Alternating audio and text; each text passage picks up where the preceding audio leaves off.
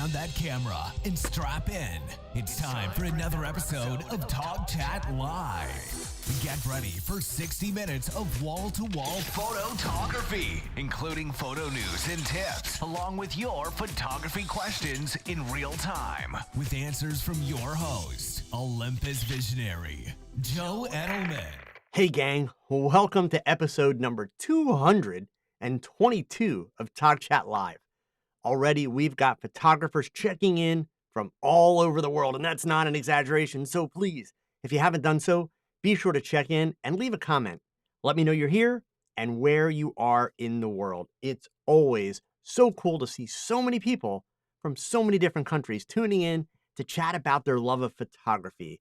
I mean, I've got Carlos here from Spain. I've got Lynn from New York, David in San Diego, Alan in Denmark, Ken in Cheshire in the UK, Anthony down in North Carolina, Margot in Atlanta, got German in Honduras, William in Pascagoula, Mississippi. I think I got that right.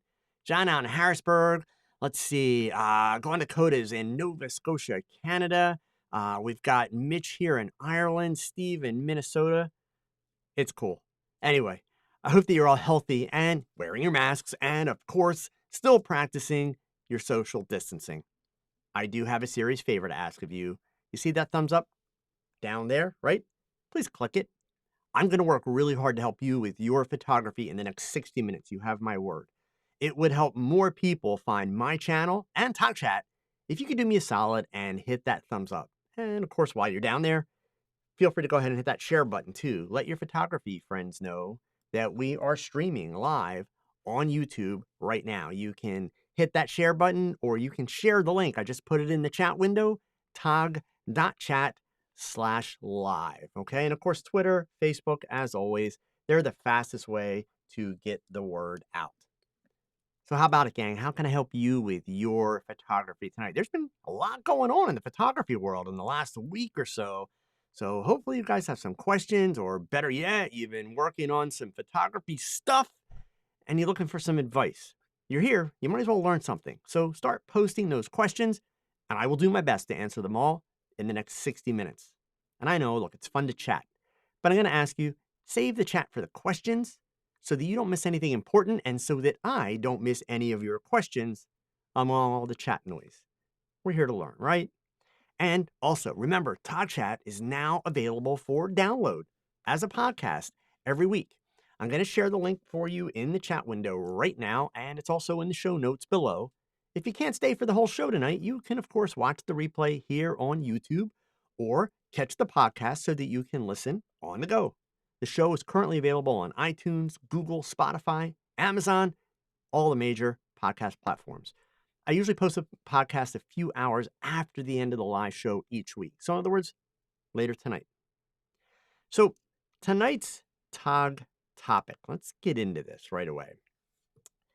I believe that I first heard the idea of under-promise and over-deliver from an early mentor way back in my 20s. It is an aphorism. Aphorisms, like cliches, are those pithy, often overused observations that contain a general truth, like, if it ain't broke, don't fix it. I mean, that makes sense, right? And, set the expectations low and then over-deliver on those expectations, and your clients will think you're a superstar. Okay. Full disclosure, I subscribed, past tense, I subscribed to that philosophy proudly for most of my career. Just a few days ago, I gave that advice in a discussion with members of my mentoring group during one of our weekly video meetups. And then I started to think about it. Much of what I learned when I was younger, if it made sense, and if it didn't cause me any harm, I kept it as a working policy or philosophy. But the world does evolve, and challenging things, being more open to things that are not exactly the way we assume them to be, is the most basic path to creativity. So I make it a habit to challenge what I know and what I believe. So the more I thought about this concept, under-promise, over-deliver, the more I began to realize its shortcomings. So then I decided I'd do a little bit of research. And sure enough, There's actually a lot of research, both psychological and also business and marketing research, that shows us while this is a well-intended concept, it is ultimately a poor practice that can harm your business and likely will in several different ways. So let's break it down. And I'll give you a few recommendations based on my own experiences. So to begin, we need to look at the idea of how do people, our customers, determine the level of their satisfaction with our work as photographers. And by the way, for this conversation, the word customer doesn't mean that you're making money. It just means that you have agreed to photograph someone and give them the resulting photos. That makes them your customer. So for photographers, customer satisfaction is much more challenging than it is, let's say, for a plumber. If the plumber fixes the leaky faucet at the agreed upon price in a reasonable time period and is polite and doesn't leave the house a mess, they will generally have a high customer satisfaction rate. The plumber lived up to their promise, and the perceived value of that service is relatively high to begin with because the client had an immediate need, the leaky faucet. The challenge for photographers is that we have the same kind of need to negotiate our pricing and our terms, and our personality determines how, or I should say, our personality and how we treat our clients is definitely, going to be factored in. But the end result of our work is not something that has a black and white definition of good or bad. I mean, for the plumber, either the leak is fixed or it's not. For the photographer, there is a product that requires creativity, which is something that is viewed emotionally and subjectively. Not everyone sees it the same way. Additionally, the need or demand for the photograph is generally not as high as the need to have the leaky faucet fixed. Now, I did mention the personality aspect of customer satisfaction. This cannot be overstated when it comes to photography. Research has shown that looking at a photograph, even years later, will trigger the same emotional responses that occurred while the image was being taken. It's called nostalgia. A large portion of the concept of customer satisfaction, when we apply it to photographers, is built on the experience of working with that photographer, not the photo. How was the communication? Was the photographer personable? How did they make me feel? Did the photographer provide me with excellent customer service? Was the process easy? All of these things impact your client's emotional response to your finished work. Okay, now that we're clear on customer satisfaction, let's start into the idea of under-promising. If you're in business to make money, this is a very risky proposition, if for no other reason than the fact that you are also lowering the perceived value of your work by promising less. By promising less, you risk coming up short against competitors who are smart enough to promise more because they're willing to consistently put in the hard work to deliver more and to maintain a high level of customer satisfaction by delivering what they promise in a way that is also emotionally satisfying.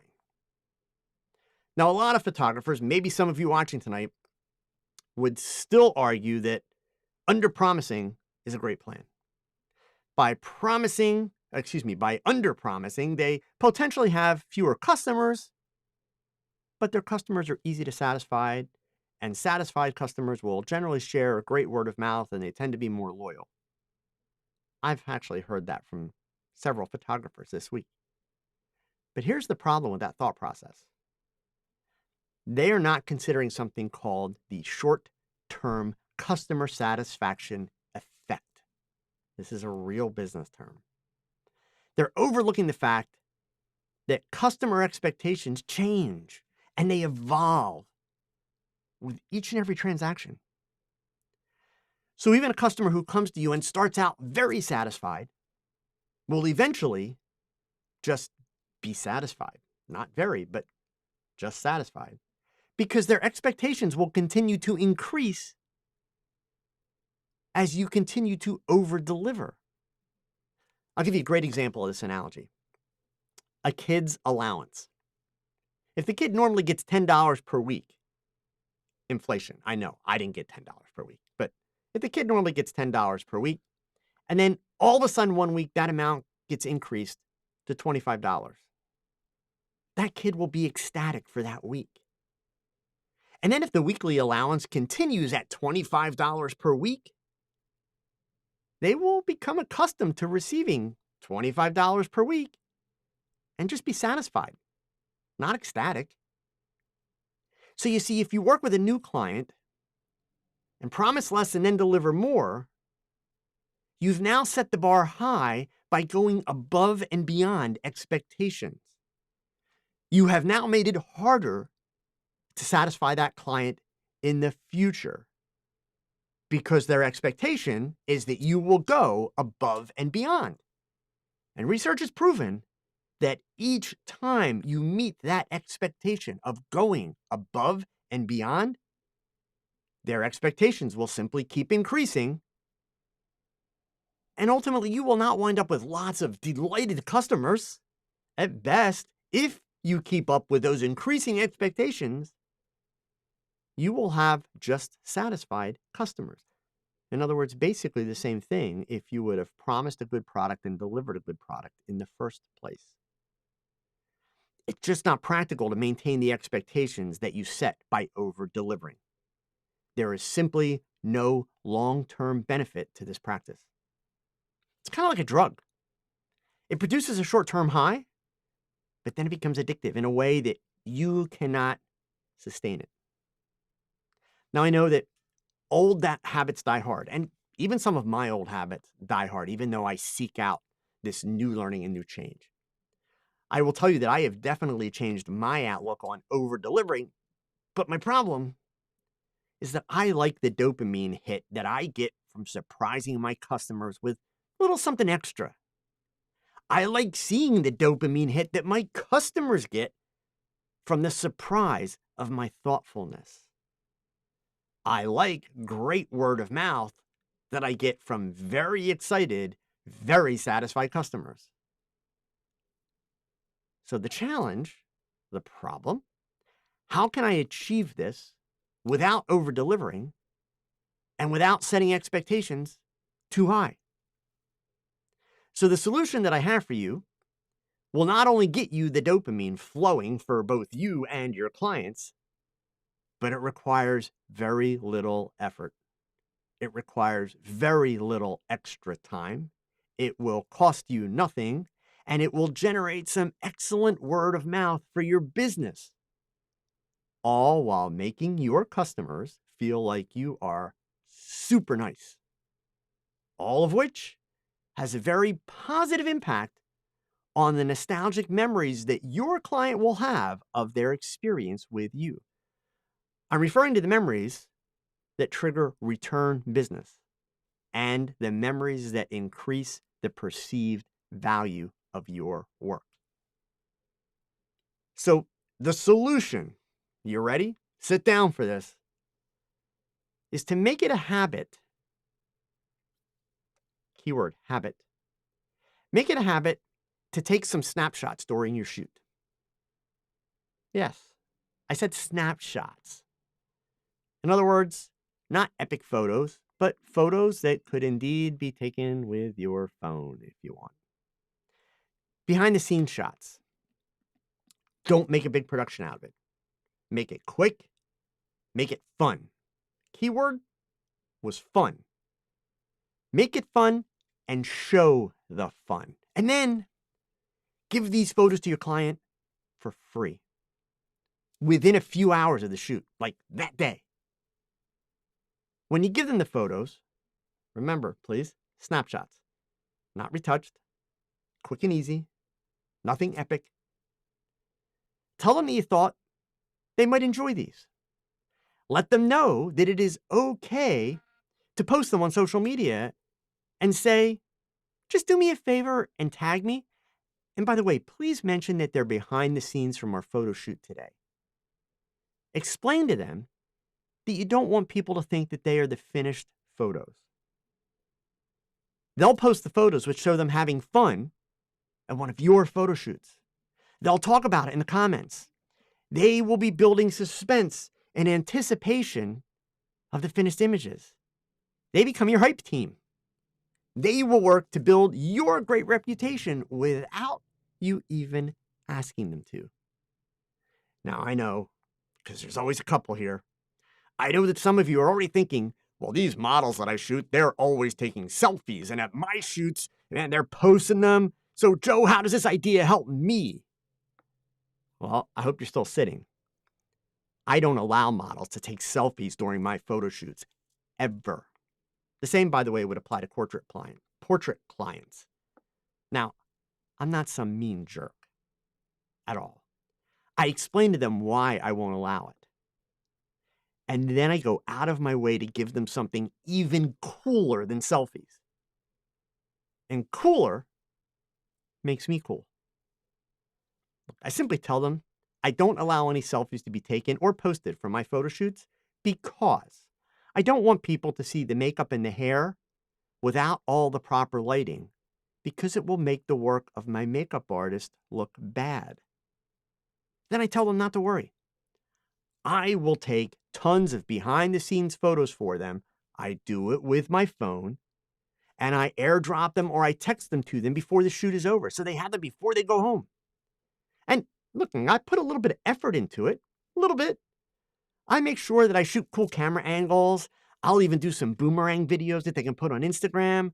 I'll get them at some point to make funny faces, all kinds of stuff. I try to do a group shot of myself with the model and the makeup artist. The more the merrier. I do them in between shots. I do them while I'm waiting for the makeup artist to get done. And look, this is not a production. I don't change my lighting for these things. I don't set up special shots. It takes almost no effort. At this point in my career, I guess, honestly, the way that I would describe it as a discipline. It's a discipline because I do it all the time. The photos that sparked this whole revelation for me, this whole concept, concept, were a set of family portraits that a member of my mentor group had taken. We were looking through these images, a really nice set of images of a young family with a gorgeous little baby girl, probably between, 10 or 12 months old. I don't think she was walking yet. And they were posing outside in front of Dad's super cool car. And I pointed out that the car was there, obviously because that was the dad's first baby, and since it was important to the dad. And I also suggested that the photographer could have had a little bit of fun after completing the portrait by putting the baby in the driver's seat or with dad in the car, or just do some fun kind of cute snapshots. The kind of photos actually that back in the day, many of our dads, many of you here, had little black and white or color snapshots of us that they carried in their wallets. My dad's was a picture of me in a diaper with a hammer at his workbench. So you see, this is a win-win scenario. All clients like to have cool behind-the-scenes photos. Those behind-the-scenes selfies are often not flattering towards the client or your business, and if they don't get posted right away, they probably never get posted. Now, this concept that I'm sharing, it allows you to keep the promised deliverables of your shoot. Not under-promising or over-promising, just working hard to deliver exactly what you promised as promised. But this concept carries the benefit of allowing you to be a good human being and doing something nice. It takes very little time, very little effort. And even if it does set the expectation that you would do it again at a future shoot, why wouldn't you want to do it for the free advertising that it generates?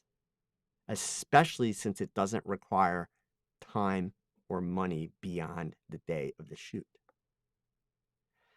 And there you have my reason for abandoning under-promise, and over deliver, and hopefully a few tips on how you can create some goodwill with your clients and get some excellent free advertising. I hope that you find this helpful, gang. So on to the news. I'm not going to lie, this was a fairly busy week for photography news. But instead of talking about gear stuff, I wanted to share with you that a few weeks ago, a documentary was released on MSNBC. It's called The Way That I See It. And I'm just going to switch my browser over here. I will share the link to the website. You can currently find this on, I think Amazon Prime has it. I believe you can get it through Hulu. It's available in a bunch of places. It's all about a photographer named Pete Souza. Souza was the chief White House photographer for 8 years of the Obama administration. And he also served as an official White House photographer during the Reagan administration in the 1980s. Folks, his images are incredible. But more importantly, in this movie, he shares story after story about his approach to photographing history. Many of you may remember a few months back, I interviewed David Hume Kennerly, who served as the chief official White House photographer under Gerald Ford. Both of these men had incredible, unfettered access to the president. The good, the bad, and the ugly. I will tell you, it's worth noting, as we discuss this, we will have very few accurate images to record the history of our current presidency. And that's unfortunate. It's widely acknowledged that the current president does not allow candid access to his chief photographer. Shayla Craighead is her name. She's a woman. It's awesome. Not the first woman chief photographer, by the way. I believe Ronald Reagan had the first woman chief photographer. I believe. You can fact check me on that. Additionally, the White House currently only employs 4 staff photographers who have different specialties, including fashion and military photography. The overwhelming majority of the images that were taken are set up in post. The year 2020 has seen numerous photos released by the White House that were clearly made for the camera. Made for the camera moments, and in several cases, they were images that included errors that would have made the situation completely implausible. So, I digress. I do strongly encourage you, all politics aside, if you enjoy photographing people, watch this movie about Pete Souza. It's not a political movie. It is a masterclass in what it takes to be a successful photographer. And I should point out to you, full disclosure, you won't learn anything about photography when you watch it. But you will learn a ton about photographing people. And you'll learn it through the most amazing and interesting concept of history. One last big piece of news that I should at least mention, because I'm sure somebody is probably going to, mention this tonight, is this week, of course, Adobe released the 2021 versions of many of their Creative Cloud programs. That includes, updates for Photoshop, Bridge, Camera Raw, Lightroom, Illustrator, loads of them. And also the Adobe Max, which is their big annual conference that begins today. And there are expectations that there will be some other kind of cool surprises coming out of that. I will tell you that for Photoshop, there are more than 20 new features, and many of which, really cool stuff, are AI-powered tools that do have some truly amazing features. I have had it on my machine for less than 24 hours, so I'm not going to try and give you a full breakdown tonight, but I promise I will report in much, much more detail next week my thoughts. I can tell you this. I know a lot of you are wondering, like, gee, Joe, did you play with like any of the retouching tools or any of that kind of stuff? I played with them very, very briefly. Some of them are clearly amazing. Some of them are kind of cool. Some of them are ridiculous. But I still think they're also amazing because it's the first pass, which means it's going to get a whole lot better. And when it does, oh my God, it's going to be pretty neat. So, something to look forward to. And I promise you a lot more detail on that next week. I just didn't feel that I could really do it justice tonight when I literally just loaded my machine with it yesterday. Okay? So, Let's get into the questions, all right? How can I help you improve your photography? I saw a couple come in, but guys, I'm going to have a lot more time for questions yet tonight. And besides, I never finish on time anyway. So come on, how can I help you? I have 2 questions that came in early from my Facebook groups. And come on, if you haven't joined the Facebook groups yet, it doesn't cost anything. I will share the links for you in the chat. And of course, as always, they are in the show notes below. If you're a people shooter, join the I Shoot People Photographers group. And then for general genres of photography, join the TOG Knowledge group. Links are in the chat window there for you. And I see a note here. Where did that note go? Mitch Morgan is telling me that Sharon Farmer was Clinton's chief photographer, 98 to 01. So there you go. So there's actually been a couple, which that's awesome. Okay. So, all right. The first question that I had in here, let's get rid of that message and put that one up, came from Frank. And the question is, Scott Kelby is concerned that the new photography features on the iPhone 12 will affect camera sales dramatically. I would like to hear your thoughts. Frank, you're gonna pit me against Scott Kelby? Come on now, right? I don't know that I don't know that I entirely agree. I mean, I think Mr. Kelby is headed in the right direction there, but I kind of feel that that's maybe a little bit of that Tony Northrup, the sky is falling stuff, right? Um, let's just talk about the iPhone 12 camera first, period, right? Um, it's an awesome update. So this is my opinion, okay? It's an awesome update to the iPhone. It is not, oh my God, revolutionary, right? It's not changing the world. It's not changing photography as we know it.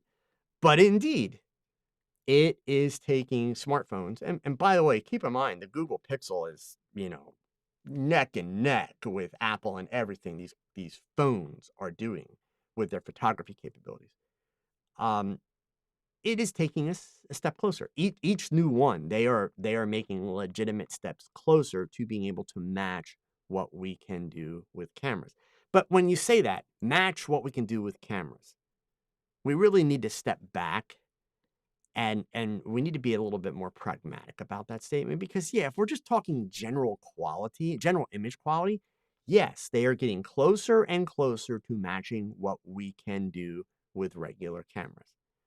But there is so much more than image quality that goes into making a great camera, making a great photo for that matter, but we'll leave that to the side. That gets into psychology and all that, right? But just into making a great photo. And what I mean by that is advanced features, advanced capabilities, image stabilization, which the phones are doing great with, but not as good. The ability to change lenses. And use optics, not digital processing for the focal length of the lens. Right now, the phones are kind of using a combination of that. They're using multiple lenses, but they're also relying on some digital processing for the extremes. Cameras do it straight up with optics, which is always certainly better quality, right? So how does that now affect camera sales? Honestly, I don't think it affects camera sales any differently than it's been affecting camera sales.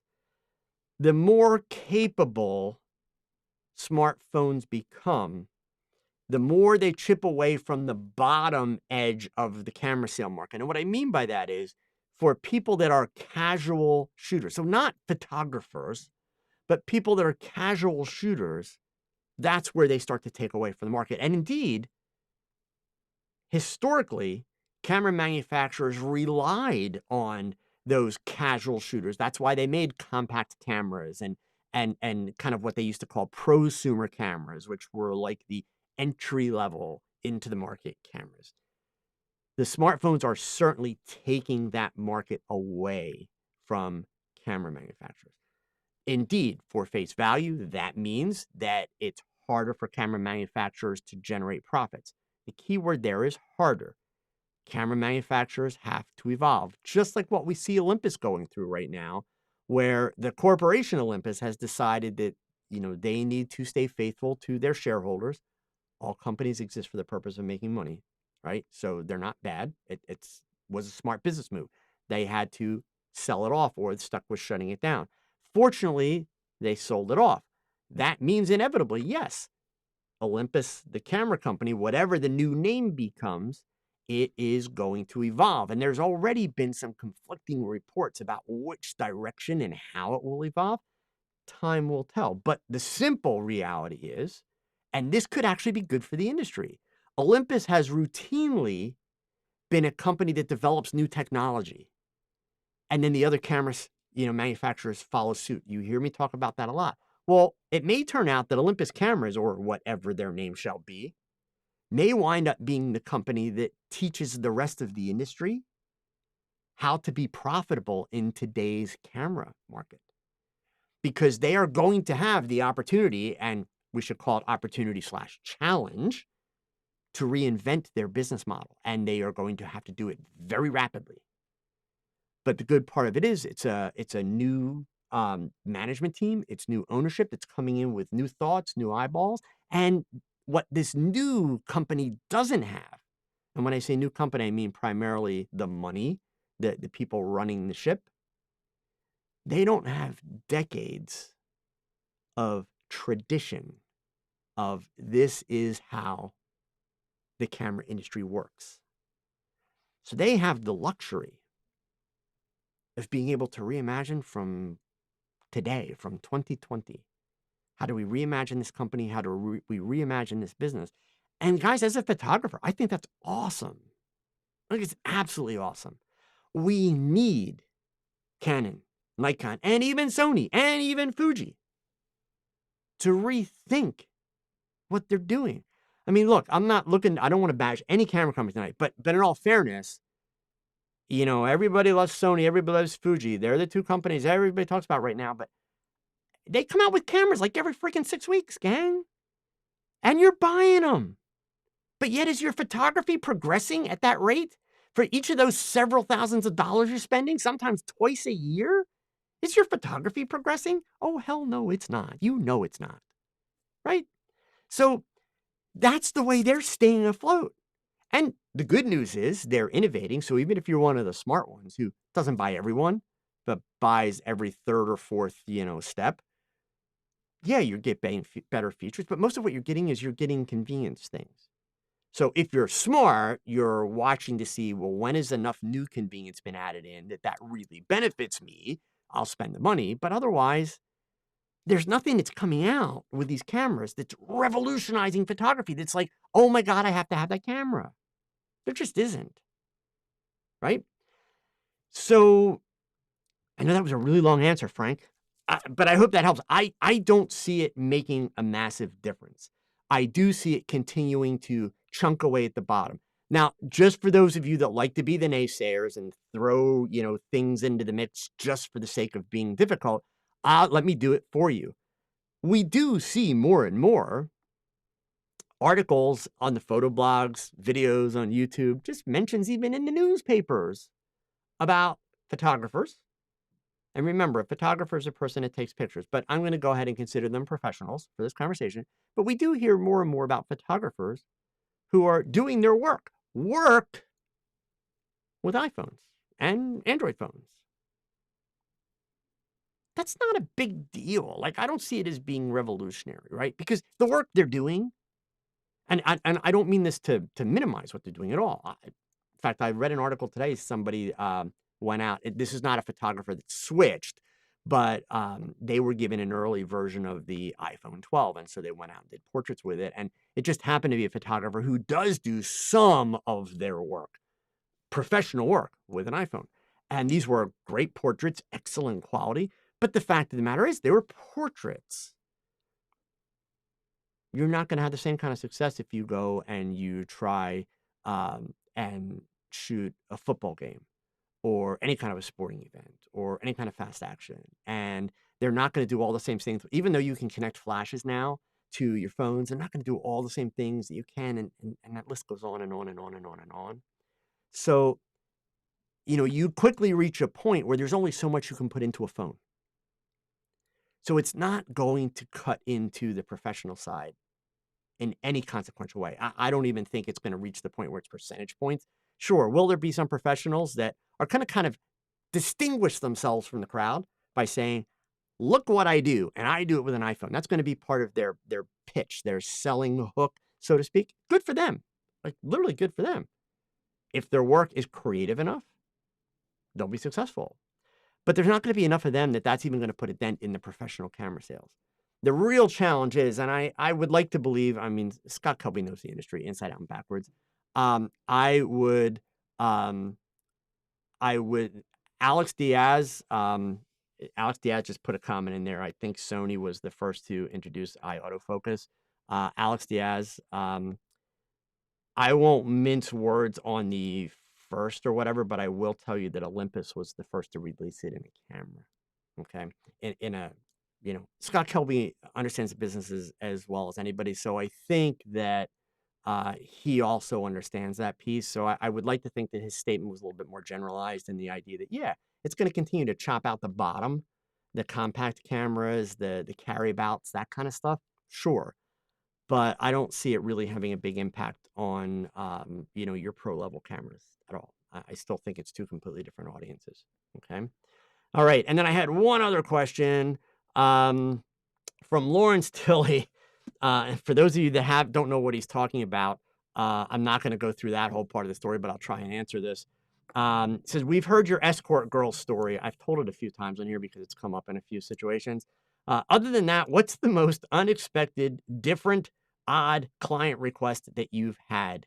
And he goes on to share, today he had to do an engagement shoot without the lady being present. The gentleman was in England, which is where Lawrence is, and his fiance is still in India. So Lawrence photographed the gentleman, and then the photographer in India is going to do the composite, which Lawrence definitely different, but also kind of cool, right? Because, back in the day, we couldn't have done that. So, the fact that we could do that, yeah, that's kind of neat. As far as what's my most unexpected, different, odd client requests that I've had, I don't want to go down this rabbit hole, so I'll just leave it at this. I did not do this shoot, by the way, but this was back probably, I don't know, 2004, 2005. I had a couple people contact me for this, but this was back in the time period where internet porn was starting to become like a big thing. And I had probably 3 or 4 people reach out over the course of 6 or 7 months that wanted to know if I would take foot fetish pictures.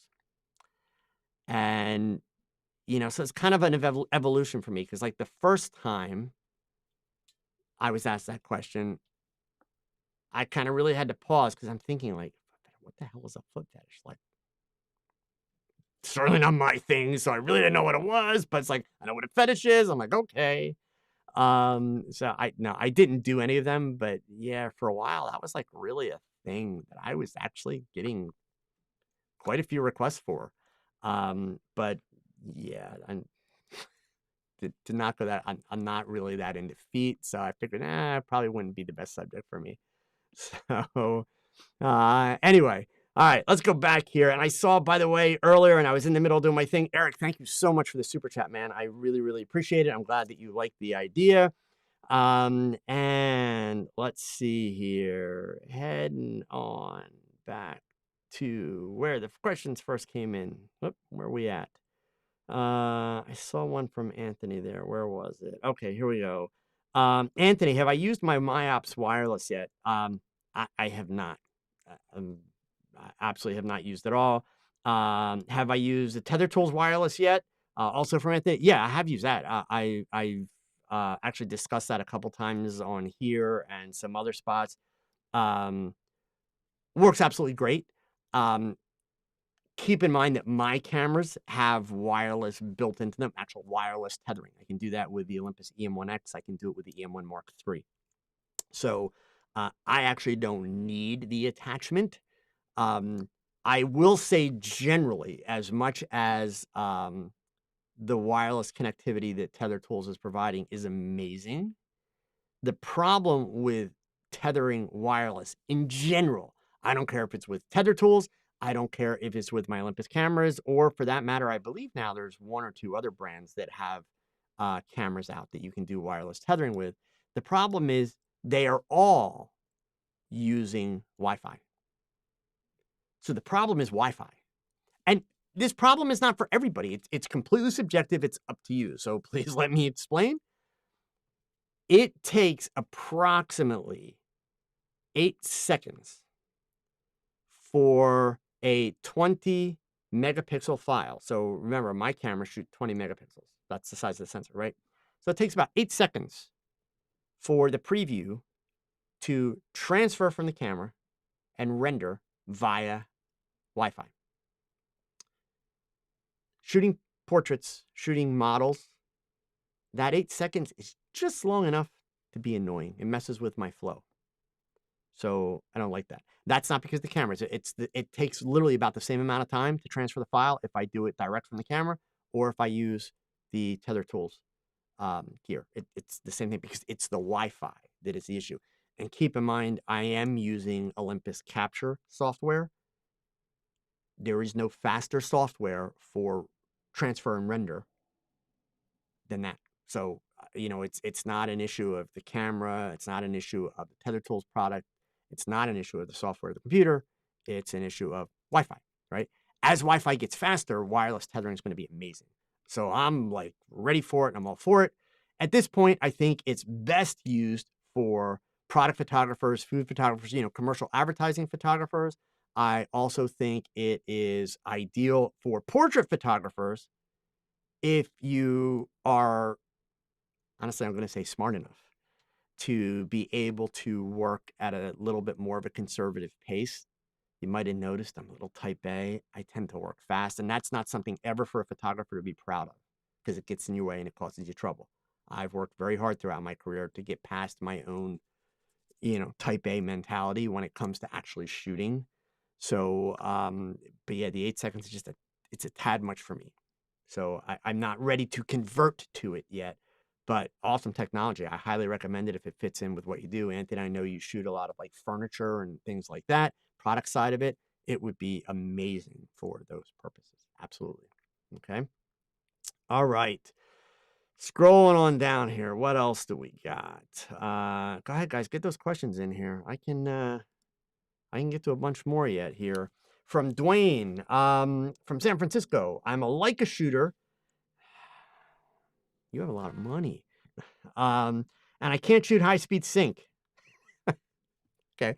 I'm trying not to be a real, like, smart aleck here, Dwayne, but let's go on. What are a workaround besides shooting with constant light and electronic shutter? Can you update the best constant light options? Well, yeah, I mean, look, let's face it, Leicas are not meant to do, and so let's be real about Leicas, right? Leicas are not meant to do everything, and they're never going to do everything, right? So yeah, I don't think you're ever going to get there in a Leica, and if you do, can only imagine what that's going to cost. Okay, for me, if you're looking for, working with constant light, and by the way, I would challenge you, Dwayne, if your whole reason for wanting to do this is to overpower the sun, please don't be a zombie. Come on, just don't, right? Be better than that. But if you're looking for something that will help you out, check out these guys right here because they're the only thing on the market that's going to get you the kind of power that you need, and they are awesome. I have several of them. I will be sharing a video all about them in the next couple of weeks.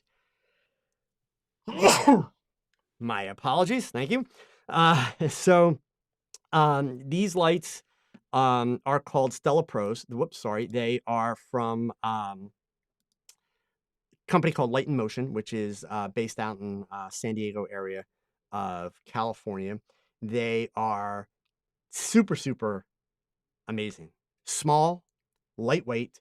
The CLX10 is a 10,000 lumen light. It has a self-contained rechargeable battery. It will run at full power for about an hour, which doesn't sound like a lot, but let me give you the practical reality of it is you're not going to use that light on full power very often. 10,000 lumens is a boat ton of light. So the fact of the matter is that battery charge lasts a whole lot longer. Okay. So, um, that's what I would look at and use. If you're not in a big rush, sit tight for a week or so, and I'm gonna do a full breakdown on them. I have the CLX10, and I also have the CL2000. I have a couple of each, and I'll show you how I'm going to use them and that type of stuff. So awesome light, and by the way, it's worth noting they're waterproof. So yeah, they're pretty sweet stuff. Okay. All right. Moving on down here. Let's see. And Adam. So do you practice your education component on these videos, or is this extemporaneous? You make it so smooth. Well, Adam, thank you. I am just that freaking brilliant, man. Like, I can't believe you would have to ask that question. No, I make no secret of it. Here, where are we at? Right. Whoops. It is not on. And now you can't see it. Here, hang on one second. Let me see why it's not on, and I'll show you. Whoop. There we go. So am I there now? There, I am there now. Okay. Here's behind the scenes. If you look right here, Adam, there's my camera and teleprompter. So the reason why I do them on the teleprompter, just to give you guys a little background, I don't mind sharing, is a couple things. Number one, by tomorrow, there will be an article on my website that is basically what you heard me speak today with a little bit more stuff, but basically, that's what you heard. When you generate as much content as I do, and when you do as much stuff like this, you learn really quickly that it is smart to be able to repurpose things, to use them in more ways than one. So I script it. What that also does for me is it allows me to make sure that I'm staying on point, that I'm making all the points that I want, and that I'm being very thoughtful specifically about the information that I'm providing and the context that I'm providing. So that portion, as well as the intro to TOGCHAT, it's on a teleprompter. I use a little piece of software which is amazing. So it's actually voice activated. There is an iPad that's sitting in the teleprompter right here, and it basically listens to me, and it advances the teleprompter as I speak. If I stop, it stops. If I decide to add something spur of the moment, and that it just sits and waits until I come back to the words, and then it picks up and goes on. So it's kind of cool stuff. So anyway, that's how that works out. Let's see here. Scrolling on down. Let's see. John Bivens. You mentioned in the past, and I forgot. How dare you? What are the awesome colored lights that you use in your background called? The ones that are back here are, well, there's actually two. I have some really cheap Chinese brand ones that I got on eBay like 15 years ago. Not joking. With some filters over. But the really, really nice ones here, I'll bring them up in a browser and I will share them with you. They're from Savage. And there we go. So let me switch my browser, and they are the Savage RGB lights. Where are we at here? RGB Pro panel. This is it. So they're a little on the pricey side, but they're amazing.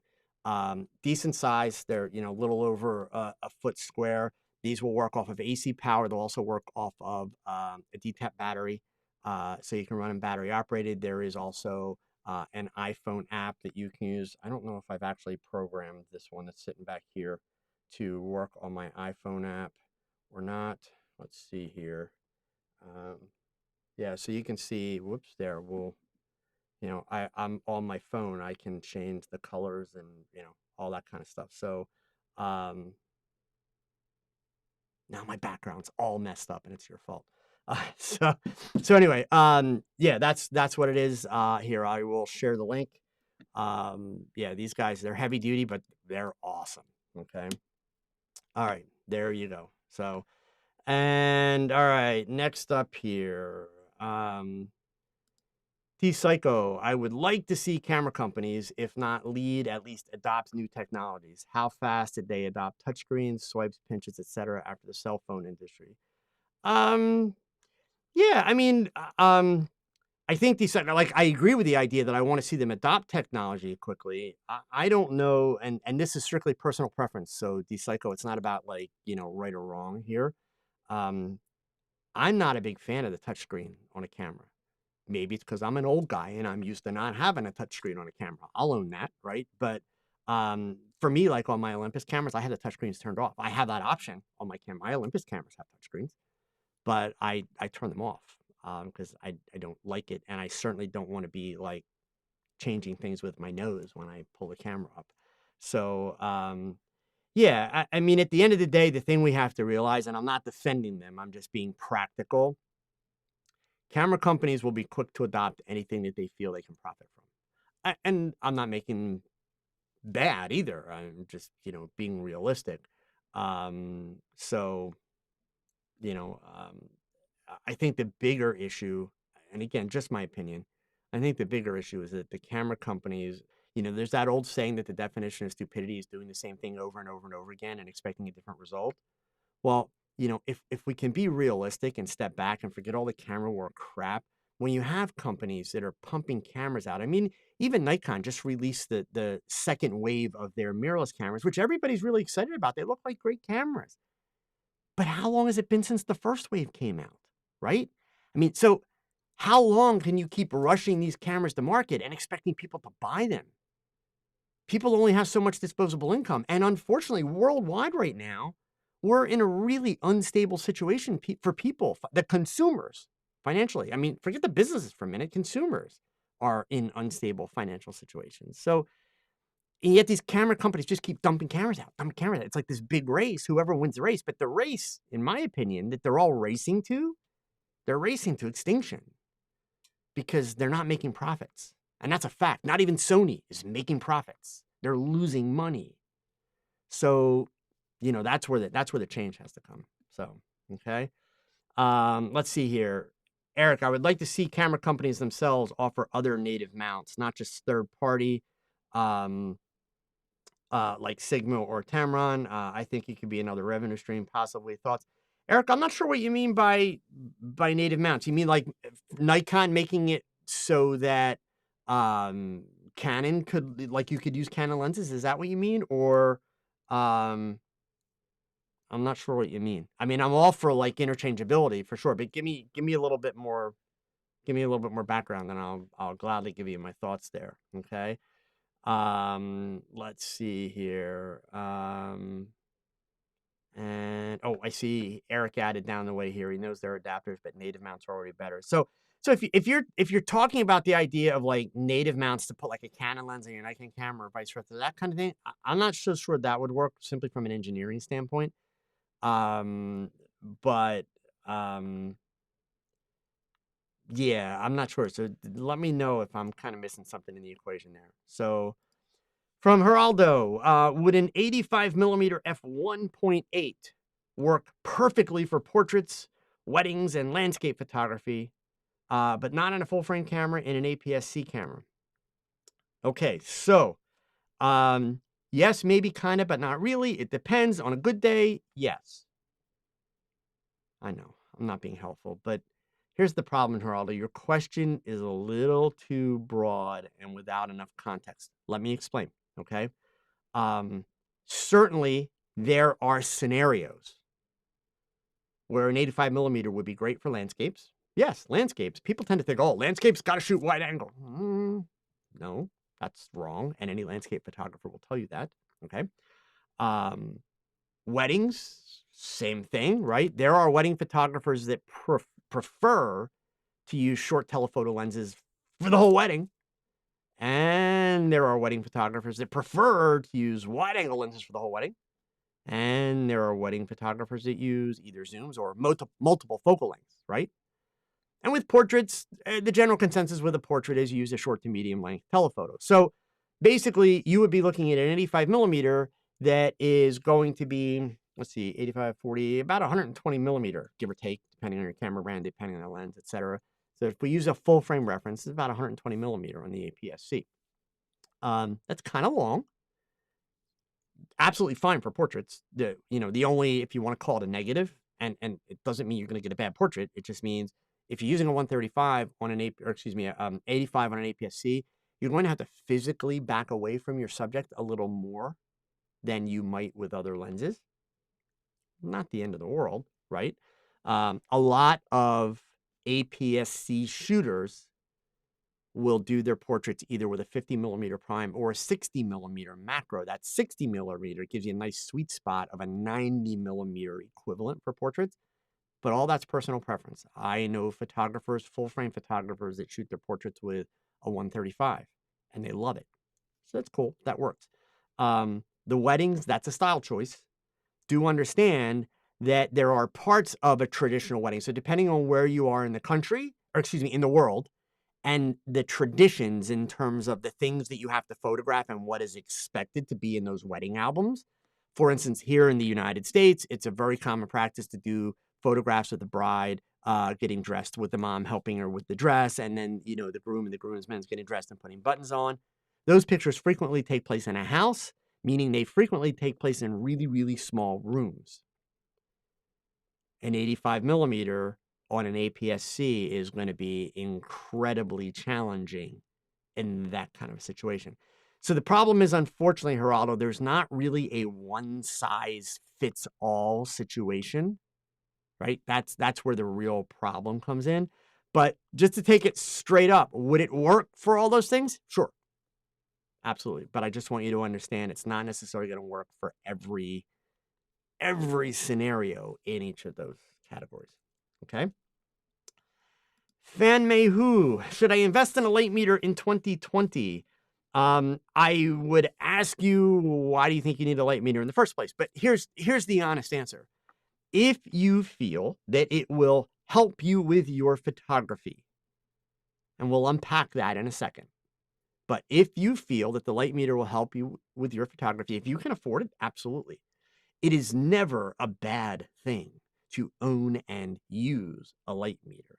If for nothing else, if for no other reason than to slow you down and force you to pay better attention and be more deliberate when it comes to getting the exposure set for your pictures. That alone, for a lot of people, is gold and the perfect reason to do it, right? So, but if you were hoping that I was going to say, yeah, you need a light meter because this isn't it, no, actually, that's definitely not the case. But if you feel it's going to help your photography, you're never going to go wrong by owning a light meter, for sure. Okay. All right. Let's see. Jacob Mansa followed up there that they're trying to build their brand on being the newest. And yeah, you know, a lot of companies are. Eric followed up here. So yes, I was correct in the assumption that he was talking about making it so that you could put like a Canon lens on a Nikon camera and, you know, vice versa. I think, Eric, I don't think there's any way that they could, and, you know, I always hate to say like the word never. Never's a bad word, right? And the whole idea with technology is we solve problems. I don't know that it's necessarily a problem that you can't put a Nikon lens on a Canon camera and vice versa without some kind of an adapter. And then even when you do, it doesn't really work properly. I think the only way that you make that work, Eric, and unfortunately, I think we're kind of too far into the history of photography to do this. The only way you would make that work is if you could get all of the camera companies in a room and get them to agree on certain standards. I mean, let's face it, gang, you know, with the sensor races, you can already see it's amazing that they actually agree on the idea of an ASPC and a full frame sensor and a micro four thirds sensor, because already we've got like these medium format sensors and all this kind of stuff. You know, everybody's doing everything to try and kind of outdo the others. But the example would be the Micro Four Thirds Consortium. You look at what Panasonic and what Olympus have done. You know, they have agreed on this is the lens mount that we will both use. We will share this. So that lens mount right there also sets a standard with how far from the lens flange is the sensor and how far from the lens flange is the first piece of glass and how far into that lens flange can the lens extend before it's going to hit the sensor, etc. That's a standard. So that's not a variable that either company is playing with, right? That's why you can take Olympus lenses and put them on Panasonic Micro Four Thirds cameras, and why you can take Panasonic Micro Four Thirds lenses and put them on Olympus cameras. Indeed, there are some lenses where some of the brand specific features won't work, like some of the image stabilization features and some other stuff like that. But optically, the lenses will work and they're perfectly sharp and they're fine.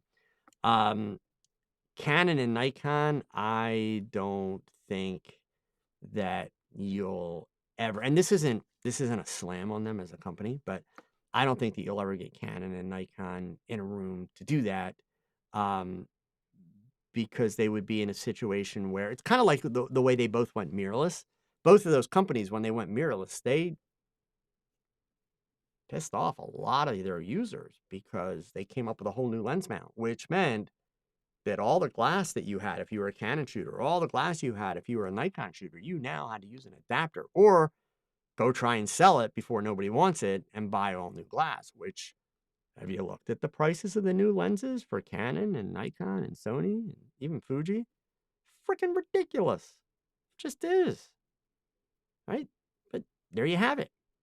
So, yeah, I don't know that we'll ever get to that point. And then, and again, guys, I'm not stirring anything here, but then you get a company like Sony. Look, I'm just stating facts. Sony as a corporation has a history of not playing well with others. All I have to do is say Betamax, I win the argument, right? But that is their history. Sony likes to, Sony memory sticks. There's another one. Think about that, right?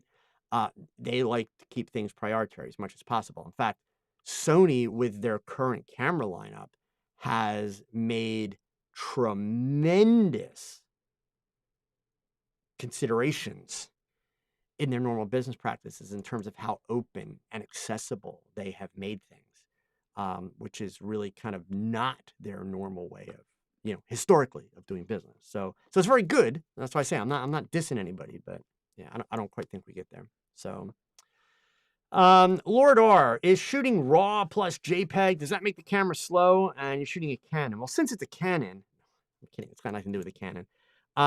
It's going to slow things down slightly because the camera has to save 2 files, not 1, right? So that's a given. It doesn't matter what camera you're using.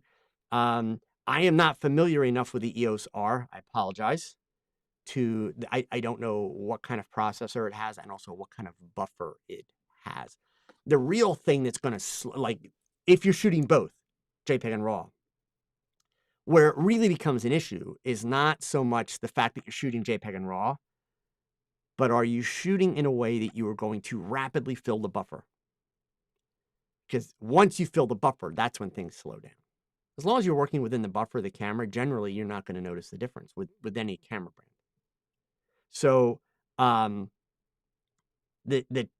real answer to your question, Lord R, is it depends on your shooting style and your shooting habits. If you're one of those photographers that likes to do spray and pray, that's basically setting the camera at a high frame rate and, okay, look, my subject's 100 yards away, it's 50 yards away, click as the subject comes by and you shoot like 60 frames. Yeah, shooting JPEG and RAW, it's going to slow your camera down because you're going to max out your buffer really, really quickly. And then basically the camera kind of stops on you. It's like, no more pictures. Just give me a minute. And when I'm done, I'll let you take pictures again. That's what it does, right? So that's really going to be the factor there. Okay. But I will tell you this, I'm trying to make some assumptions here since I'm almost out of time and I'm going to have to say goodnight. The fact that you're asking that question makes me think that you don't currently shoot JPEG and RAW, which then makes me want to know the answer. And I'm sorry, I'm not going to wait for it, but just so you think about this, but it raises the question for me, well, why do you want to shoot JPEG and RAW? There are legitimate needs. I'm not going to say even reasons, needs for shooting JPEG and RAW. I have never shot JPEG and RAW. I have no need. Like, to me, it's pointless. But there are certain specific needs where you actually need that. And then there are other photographers who do it just because they feel safer because they have 2 files. Right? So if you're thinking about doing it because you saw some YouTube video or somebody else doing it, please give up. Don't waste your time, right? If you have a legitimate need, then okay. Yeah, as long as you're not going to, load that buffer up every time you shoot, you should be fine. Okay? All right, gang. That's it. Episode 222 is in the books. Thank you for tuning in. Thank you for listening. Thank you for a great night of chatting about all things photography. Podcast will be live in about 2 hours. The article from tonight's topic will be online tomorrow. John Bivens, you're very welcome. Thank you for being the inspiration for my topic this week. Gang, have a great week. And as always, please remember these words. Thanks for watching another live episode of TOGCHAT. Now, pick up that camera and shoot something, because your best shot is your next shot. So keep learning, keep thinking, and keep shooting. Adios.